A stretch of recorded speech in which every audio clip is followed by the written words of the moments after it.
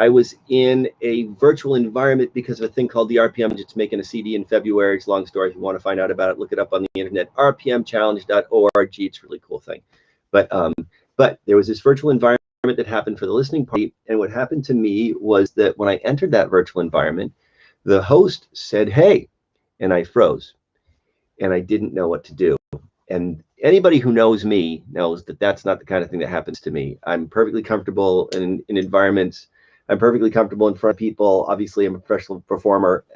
And so the idea that I would freeze when somebody said hi to me was very new for me. And it took me a while to realize that what was going on was that was the first time I was in a virtual environment. It's not like this. I'm doing something here. I'm the one that's kind of made this happen. I know what my role is. I know what my job is. I'm doing a job in an environment like this. All the Zoom stuff that I do, all the live streams that I do, all the teaching that I do, I'm like doing a thing. In that environment, I wasn't. It was the first time in a year that I'd been in a space where I could just hang out with a bunch of people.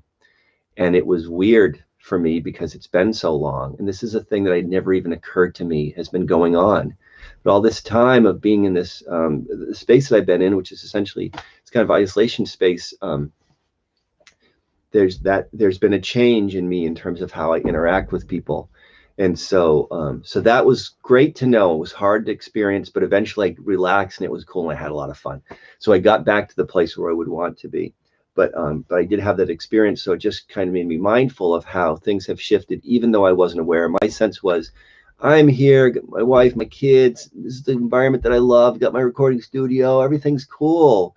I'm not missing anything. My life is pretty much the same. And then I finally realized that no, in fact, that's not the case, that I'm missing something and it's having effects. Now, what I think about in the context of this is, what is it that I stand for? What matters to me that transition would have been so hard for me, that what I've lost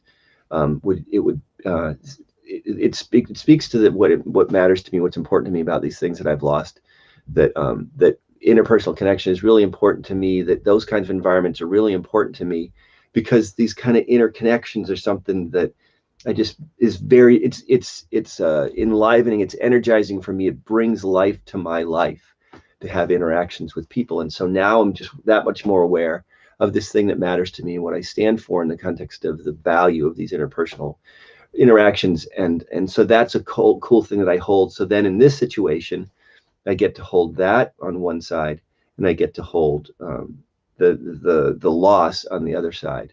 And so it's not just one, and there's both, and that creates a territory of experience for me that's far broader. And I know I'm bringing similar things up a lot, but I'm just trying to get across this theme of being able to hold that territory of what matters to us in combination with the struggles that we have. So we see that not only are there struggles, but that the struggles are emblematic of what matters to us, what we stand for, and we can more richly describe those things that matters to us and what we stand for, and that becomes a territory for us to hold. So something to think about for today. That's what's next with Dr. Joel. I'll be back tomorrow.